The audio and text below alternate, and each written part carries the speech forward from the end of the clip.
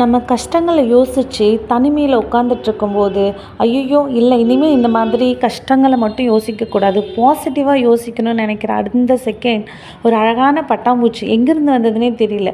ஏன்னா இப்படி ஒரு க்ளோஸ்டு ரூம்குள்ள ஒரு அழகான பட்டாம்பூச்சி திடீர்னு வரும்போது, பரவால்ல கடவுள் நமக்காக அந்த பாசிட்டிவ் ஃபீல் பண்ணுறதுக்காக அனுப்பியிருக்கார் போறோம்ன்னு நெனைக்கிற அந்த செகண்ட், திடீர்னு அது மேலே இன்னும் வேகமா பறந்து போய் மேலே இருக்க சீலிங் ஃபேனில் அடிபட்டு கீழே விழுது. அதை பார்க்குற நமக்கு ஒரு நிமிஷம் மனசே நம்ம மனசும் துடிக்குது. அது விழுந்து துடிக்கிற மாதிரி நம்ம மனசும் துடிக்குது. இப்போ தானடா பாசிட்டிவாக யோசிக்கணும்னு நினச்சோம்.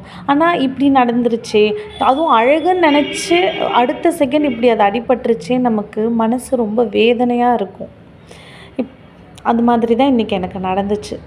எவ்வளோ ரொம்ப கஷ்டமாக போச்சு அந்த பட்டாம்பூச்சியை பார்த்து. இப்போ தான் ஒரு செகண்ட் நல்ல சுற்றினது திடீர்னு அடிபட்டு இப்போ சுத்த முடியாமல் அடிபட்டு அதால் நகரக்கூட முடியாமல் இருக்கிறத பார்த்துட்டு ரொம்ப கவலையாயிடுச்சு. இது என்ன பண்ணலான்னு நானும் ஏதாவது அதை காப்பாற்ற முடியுமான்னு செக் பண்ணி பார்த்தேன். அதுக்கு வயிறில் அடிபட்ட மாதிரி இருக்கிறதுனால கஷ்டந்தான். நம்மளால் முடிஞ்சது அதுக்கு ஃபுட்டு தான் வைக்க முடியும் ஒரு சேஃப் ப்ளேஸில். அதனால் என்னோடய பூஜா ஷெல்ஃபில் வந்து அதை நான் வச்சுருக்கேன். அதுக்கு போகும்போது கொஞ்சம் வாழைப்பழமோ இல்லை ஆரஞ்சு ஜூஸோ வைக்கலான்னு சொல்லிட்டு கூகுளில் பார்த்தேன். ஸோ அதை தான் பண்ணணும்.